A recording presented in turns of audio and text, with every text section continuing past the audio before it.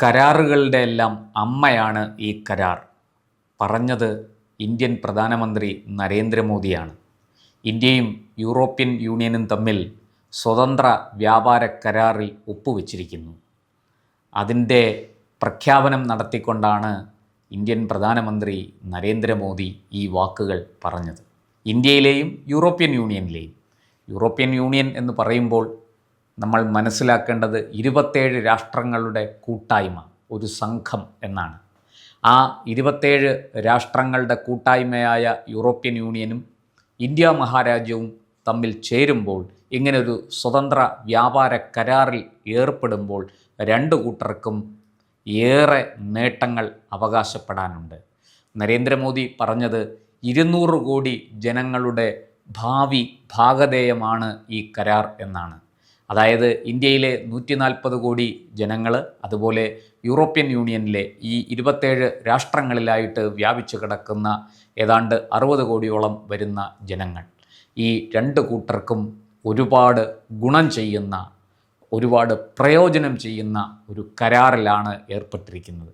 കഴിഞ്ഞ 17-18 വർഷമായിട്ട് യൂറോപ്യൻ യൂണിയനും ഇന്ത്യയും തമ്മിൽ ഈ വ്യാപാര കരാറിനെ സംബന്ധിച്ച ചർച്ചകൾ നടന്നു വരികയായിരുന്നു. പല വിഷയങ്ങളിൽ തട്ടി ഈ കരാർ പ്രാവർത്തികമാകാതെ നിന്നു. എന്നാൽ ഇപ്പോൾ ഈ കരാർ പ്രാവർത്തികമായിരിക്കുകയാണ്. അതിന് പല കാരണങ്ങളുണ്ട്, അതിലേക്ക് ഞാൻ വരാം. അതിനു മുമ്പ് ഈ കരാർ ഇന്ത്യയുടെ ഉൽപ്പാദന മേഖലയ്ക്ക് വലിയ ഗുണം ചെയ്യും. യൂറോപ്യൻ യൂണിയനിലെയും കാർ മാനുഫാക്ചറിങ്, അതായത് 4 ചക്ര വാഹനങ്ങൾ നിർമ്മിക്കുന്ന മേഖലയ്ക്ക് വലിയ ഗുണം ചെയ്യും. കാരണം ഏതാണ്ട് ഇന്ത്യയെ അങ്ങോട്ടേക്ക് കയറ്റുമതി ചെയ്ത യൂറോപ്യൻ യൂണിയൻ ഇറക്കുമതി ചെയ്യുന്ന ഇന്ത്യൻ ഉൽപ്പന്നങ്ങൾക്ക് ഇറക്കുമതി തീരുവ ഒഴിവാക്കുകയാണ്. അതുപോലെ തന്നെ യൂറോപ്യൻ യൂണിയൻ ആ രാജ്യങ്ങളിൽ നിർമ്മിച്ച് ഇന്ത്യയിലേക്ക് വരുന്ന ഉൽപ്പന്നങ്ങൾക്കും ഇന്ത്യ ഇറക്കുമതി തീരുവ ഒഴിവാക്കുന്നു. പ്രത്യേകിച്ചും കാറുകളുടെ, യൂറോപ്യൻ കമ്പനികൾ നിർമ്മിക്കുന്ന കാറുകൾ, അതുപോലെ തന്നെ മദ്യം, വില കൂടിയ വിദേശ മദ്യം, ഇതിനൊക്കെ ഇനി വലിയ രീതിയിൽ ഈ പറഞ്ഞതുപോലെ എക്സൈസ് ഡ്യൂട്ടി കുറയുകയാണ്, അല്ലെങ്കിൽ ഇല്ലാതാവുകയാണ്. അത് വലിയ വിപണിയിൽ വലിയ ചലനങ്ങൾ സൃഷ്ടിക്കും എന്നാണ് പറയുന്നത്. അതുപോലെ ഇന്ത്യയിൽ നിർമ്മിച്ച് യൂറോപ്യൻ യൂണിയനിൽപ്പെട്ട രാഷ്ട്രങ്ങളിലേക്ക് കയറ്റുമതി ചെയ്യുന്ന തുണിത്തരങ്ങൾ, ആഭരണങ്ങൾ, അതുപോലെയുള്ള വസ്തുക്കൾക്കൊക്കെ ഈ പറഞ്ഞതുപോലെ വലിയ രീതിയിൽ വില കുറയും. ഇറക്കുമതി തീരുവ, എക്സൈസ് ഡ്യൂട്ടി അവിടെയും ഒഴിവാക്കുകയാണ്. എന്നാൽ നമ്മൾ മനസ്സിലാക്കേണ്ട വളരെ പ്രധാനപ്പെട്ട ഒരു കാര്യം, യൂറോപ്യൻ യൂണിയൻ്റെ പരിധിയിൽപ്പെടുന്ന ഈ 27 രാഷ്ട്രങ്ങളിൽ നിന്നും ഒരു കാർഷിക ഉൽപ്പന്നം പോലും ഇങ്ങോട്ടേക്ക് ഇറക്കുമതി ചെയ്യുന്നില്ല. ഒരു ക്ഷീര ഉൽപ്പന്നം പോലും, അതായത് പശുവിൻ്റെ പാലിൽ നിന്ന് ഉൽപ്പാദിപ്പിക്കുന്ന, നിർമ്മിക്കുന്ന ഒരു ഭക്ഷ്യവസ്തുക്കളും ഇങ്ങോട്ടേക്ക് ഇറക്കുമതി ചെയ്യുന്നില്ല. ഇന്ത്യയുടെ കാർഷിക നയം പൂർണ്ണമായും സംരക്ഷിച്ചുകൊണ്ടാണ് നാം ഈ കരാറിൽ ഏർപ്പെടുന്നത്. ഇത് ഇന്ത്യയിലെ കർഷകർക്ക് വലിയ അനുഗ്രഹമാണ് എന്നുള്ള കാര്യം ഞാൻ എടുത്തു പറയണ്ടല്ലോ. അതുപോലെ തന്നെ ഇവിടെ നിന്നുള്ള കാർഷിക ഉൽപ്പന്നങ്ങൾ അവർ നേരത്തെ ഇറക്കുമതി ചെയ്തുകൊണ്ടിരുന്നത് അതുപോലെ ഇറക്കുമതി ചെയ്യും. അവർക്കത് ആവശ്യമുണ്ട്, അവിടെ അത് ഉൽപ്പാദിപ്പിക്കുന്നില്ല. അതിൻ്റെ വിശദാംശങ്ങളിലേക്ക് ഞാനിപ്പോൾ പോകുന്നില്ല. ഈ പറഞ്ഞതുപോലെ 200 കോടി മനുഷ്യരുടെ ഭാവി നിർണ്ണയിക്കാൻ പോകുന്ന ഒരു കരാറായി ഇത് മാറും എന്ന് നമ്മുടെ പ്രധാനമന്ത്രി പ്രത്യാശ പ്രകടിപ്പിക്കുന്നത് വെറുതെയല്ല. ഈ കരാറിൻ്റെ ആഴവും പരപ്പും അറിഞ്ഞാൽ ഇതിനെക്കുറിച്ച് കൂടുതൽ വിവരങ്ങൾ പുറത്തു വരാനുണ്ട്. കരാറിൻ്റെ വിശദാംശങ്ങൾ ഇനിയും പുറത്തു വന്നിട്ടില്ല. ലഭ്യമായ വിവരങ്ങൾ വെച്ചുകൊണ്ടാണ് ഞാനിതൊക്കെ പറയുന്നത്.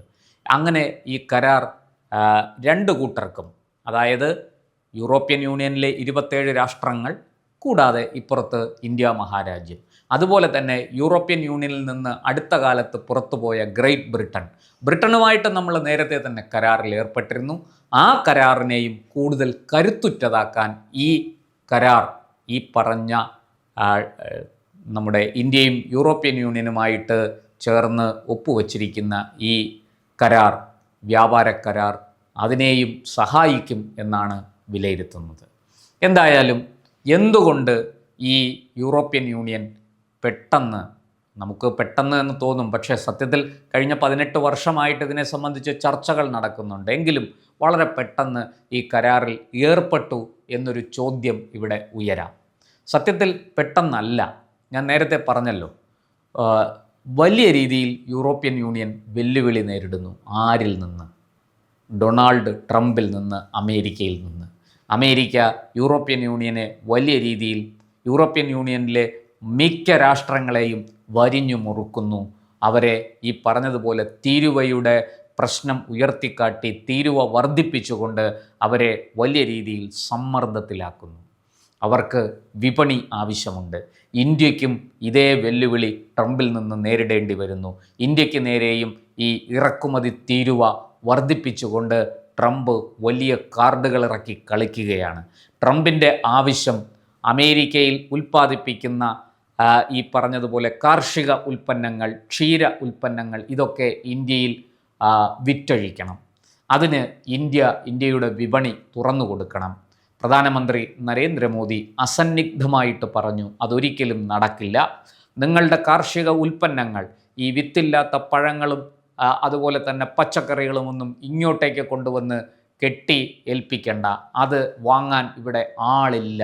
ഞങ്ങളുടെ വിപണി അതിനായിട്ട് തുറന്ന് തരില്ല എന്ന് നട്ടല് നിവർത്തി നിന്ന്, തല ഉയർത്തി നിന്ന് ഇന്ത്യയുടെ പ്രധാനമന്ത്രി അമേരിക്കയ്ക്ക് മറുപടി കൊടുത്തു. അമേരിക്കയോട് വർഷങ്ങളായിട്ടുള്ള ബന്ധം നമുക്കുണ്ട്, വ്യാപാര ബന്ധമുണ്ട്. അതുകൊണ്ട് തന്നെ അമേരിക്കയുമായിട്ട് പിണങ്ങാൻ നമുക്ക് താല്പര്യമില്ല. പക്ഷേ നമ്മുടെ താല്പര്യങ്ങൾ സംരക്ഷിച്ചുകൊണ്ട് മാത്രമേ ഏതൊരു രാജ്യവുമായിട്ടും നാം കരാറുകളിൽ ഏർപ്പെടുകയുള്ളൂ എന്ന് നരേന്ദ്രമോദി സംശയത്തിനിട നൽകാതെ വ്യക്തമാക്കി. അവിടെയാണ് ട്രംപിന് പിഴച്ചത്. ട്രംപ് മൈ ഫ്രണ്ട് എന്ന് പറഞ്ഞ് നരേന്ദ്രമോദിയെ കെട്ടിപ്പിടിച്ചപ്പോൾ ട്രംപിൻ്റെ ഉള്ളിലെ ഗൂഢ ഉദ്ദേശം ഈ പറഞ്ഞതുപോലെ അമേരിക്കൻ കാർഷിക ഉൽപ്പന്നങ്ങൾ, ഈ കുരുവില്ലാത്ത, വിത്തില്ലാത്ത പച്ചക്കറികളും പഴവർഗ്ഗങ്ങളുമൊക്കെ ഇന്ത്യയിൽ കണ്ടമാനം വിറ്റഴിക്കാം എന്നുള്ളതായിരുന്നു. കാരണം ഈ വിത്തില്ലാത്തത് കൊണ്ട് തന്നെ അത് പിന്നീട് വീണ്ടും ആ വിത്തെടുത്ത് കൃഷി ചെയ്ത് പുതിയ ഇന്ത്യയിലും മറ്റുമൊക്കെ അത് ഉൽപ്പാദിപ്പിക്കാൻ കഴിയില്ല. നേരെ മറിച്ച് അമേരിക്കയിൽ ഈ പറഞ്ഞതുപോലെ അവർക്ക് ഈ വിത്തില്ലാത്ത സാധനം അവിടെ ഉൽപ്പാദിപ്പിച്ചെടുക്കാൻ കഴിയും. അത് ഇവിടെ വിറ്റഴിക്കുക എന്നുള്ളതായിരുന്നു അമേരിക്കയുടെ നയം, അമേരിക്കയുടെ തന്ത്രം. ആ തന്ത്രത്തിന് പക്ഷേ മോദിയെ കൂടെ കൂട്ടാൻ കഴിയില്ല. മോദി അതിന് വഴങ്ങില്ല എന്ന് ട്രംപിന് മനസ്സിലായി. അതുകൊണ്ടാണ് അമേരിക്കയുമായിട്ടുള്ള വ്യാപാര കരാർ ഇതുവരെ യാഥാർത്ഥ്യമാകാതെ നീണ്ടു പോകുന്നത്. ഇതേ നയം തന്നെയാണ് ട്രംപ് യൂറോപ്യൻ യൂണിയനോടും എടുത്തിരിക്കുന്നത്. ചൈനയോടും റഷ്യയോടും ഒക്കെ അമേരിക്കയ്ക്ക് ഈ ഒരു നയമേ ഉള്ളൂ. ഗൾഫ് രാജ്യങ്ങളോടും ഇത് തന്നെയാണ് അമേരിക്ക പുലർത്തുന്ന നയം. അങ്ങനെ ഈ കരാർ നിലവിൽ വരുന്നതോടുകൂടി സത്യത്തിൽ നമ്മുടെ അമേരിക്കൻ പ്രസിഡന്റ് ഡൊണാൾഡ് ട്രംപിന് മുഖമടച്ചു കിട്ടുന്ന ഒരു അടി കൂടിയായി അത് മാറുമെന്ന് തീർച്ചയാണ്. കാരണം ഒരിക്കൽ ട്രംപ് വിശേഷിപ്പിച്ചത് Indian economy is A dead economy എന്നാണ്. അതായത് ചത്ത സമ്പദ് വ്യവസ്ഥയാണ് ഇന്ത്യയുടേത് എന്നാണ് ട്രംപ് വിശേഷിപ്പിച്ചത്. ആ ട്രംപിനെ ഏറ്റുപിടിച്ചുകൊണ്ട് ഇന്ത്യയുടെ പ്രതിപക്ഷ നേതാവ് രാഹുൽ ഗാന്ധിയും ഇന്ത്യയുടെ സമ്പദ് വ്യവസ്ഥ ചത്ത സമ്പദ് വ്യവസ്ഥയാണെന്ന് കൊട്ടിഘോഷിച്ച് നടന്നു. ഒന്ന് ആലോചിച്ച് നോക്കൂ, ശത്രുവിനൊപ്പം ചേർന്ന് സ്വന്തം പാളയത്തെ നശിപ്പിക്കുന്ന ഒരു ഒറ്റുകാരൻ്റെ സ്വഭാവം അതിനകത്ത് ഉണ്ടായില്ലേ? എന്നാൽ ഇന്ന് ഈ യൂറോപ്യൻ യൂണിയനുമായിട്ട് ഇന്ത്യ ഈ കരാറിൽ ഒപ്പിടുമ്പോൾ ഇന്ത്യൻ സമ്പദ് വ്യവസ്ഥ ചത്ത സമ്പദ് വ്യവസ്ഥയാണോ അതോ ഊർജമുള്ള, ജീവനുള്ള, വളരുന്ന സമ്പദ് വ്യവസ്ഥയാണോ എന്ന് പ്രേക്ഷകർ തന്നെ തീരുമാനിക്കട്ടെ. രാഹുൽ ഗാന്ധിയുടെ ജൽപ്പനങ്ങൾക്ക് അല്പം പോലും ഇവിടെ ഇടമില്ല എന്ന് യൂറോപ്യൻ യൂണിയൻ്റെ ഈ കരാർ ഒരിക്കൽ കൂടി വ്യക്തമാക്കുകയാണ്. ട്രംപും രാഹുലും ഒരു നാണയത്തിൻ്റെ രണ്ട് വശം പോലെ ഇന്ത്യ മഹാരാജ്യത്തെ കുറ്റം പറഞ്ഞുകൊണ്ടിരിക്കുമ്പോൾ മറുവശത്ത് നരേന്ദ്രമോദിയും കൂട്ടരും യൂറോപ്യൻ യൂണിയനുമായിട്ട് സൗഹൃദത്തിൻ്റെ കരങ്ങൾ നീട്ടി ആ സ്നേഹവായ്പകൾ പങ്കിട്ടുകൊണ്ട് ഒരു മഹത്തായ കരാറിൽ ഏർപ്പെട്ടിരിക്കുന്നു. തീർച്ചയായിട്ടും അത് അഭിനന്ദിക്കപ്പെടേണ്ടത് തന്നെ. ഇവിടെയൊക്കെ നമ്മൾ മനസ്സിലാക്കേണ്ടത് മറ്റാരും കാണിക്കാത്ത ധൈര്യം നമ്മുടെ രാഷ്ട്രം കാണിച്ചു എന്നുള്ളതാണ്. എന്തായാലും യൂറോപ്യൻ യൂണിയൻ ട്രംപിന് മുന്നിൽ തലകുനിക്കാൻ തയ്യാറായില്ല. അവർക്ക് കരുത്തുറ്റ സാമ്പത്തികമായും സൈനികമായും ഒക്കെ കരുത്തുറ്റ ഒരു രാഷ്ട്രത്തിൻ്റെ കൂട്ടുവേണം. അതിന് അവർ കണ്ടെത്തിയത് ഇന്ത്യയെയാണ്. മറ്റാരെക്കാളും പൂർണ്ണമായിട്ടും വിശ്വസിക്കാം. ഒരിക്കലും പിന്നിൽ നിന്ന് കുത്തില്ല, അതുപോലെ തന്നെ ചതിക്കില്ല. ഇവിടെ നിന്ന് നമുക്കാവശ്യമില്ലാത്ത ഉൽപ്പന്നങ്ങൾ അവിടെ കൊണ്ടുപോയി ഡംപ് ചെയ്യില്ല. അതിനെ ഒരു യൂറോപ്പിനെ ഇന്ത്യയുടെ മാത്രം വിപണിയാക്കി മാറ്റില്ല. ഈ ഉറപ്പുകൾ യൂറോപ്യൻ യൂണിയന് ഉള്ളതുകൊണ്ടാണ്, ഇത് തിരിച്ചറിഞ്ഞതുകൊണ്ടാണ് അവർ ഈ അമേരിക്കയുടെ കടുത്ത വെല്ലുവിളിയെ അതിജീവിച്ചുകൊണ്ട് നേരിട്ടുകൊണ്ട് ഇന്ത്യയുമായിട്ട് കരാറിൽ ഏർപ്പെടാൻ തയ്യാറായത്. എന്തായാലും നമുക്ക് ഇതിൽ നിന്ന് ഒരുപാട് കാര്യങ്ങൾ ഇനിയും മനസ്സിലാക്കാനുണ്ട്. കൂടുതൽ വിവരങ്ങൾ പുറത്തു വരേണ്ടതുണ്ട്. ഈ പറഞ്ഞതുപോലെ ഇറക്കുമതി തീരുവ പൂർണ്ണമായിട്ടും ഒഴിവാക്കി കൊടുക്കുമോ അതോ നാമമാത്രമാക്കി അത് അവശേഷിപ്പിക്കുമോ?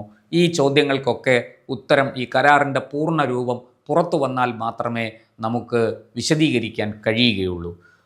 ഈ പറഞ്ഞതുപോലെ ഇറക്കുമതി തീരുവയിൽ വലിയ കുറവ് വരും എന്ന ഒരു കാര്യം നമുക്ക് ഇവിടെ ഉറപ്പിക്കാം. അത്തരത്തിൽ ഇന്ത്യയും യൂറോപ്യൻ യൂണിയനുമായിട്ട് ഇപ്പോൾ ഏർപ്പെട്ടിരിക്കുന്ന ഈ വ്യാപാര കരാർ തീർച്ചയായിട്ടും രണ്ടു കൂട്ടർക്കും നേട്ടങ്ങൾ ഒരുപാട് ഉണ്ടാക്കുമെന്ന് തീർച്ചയാണ്.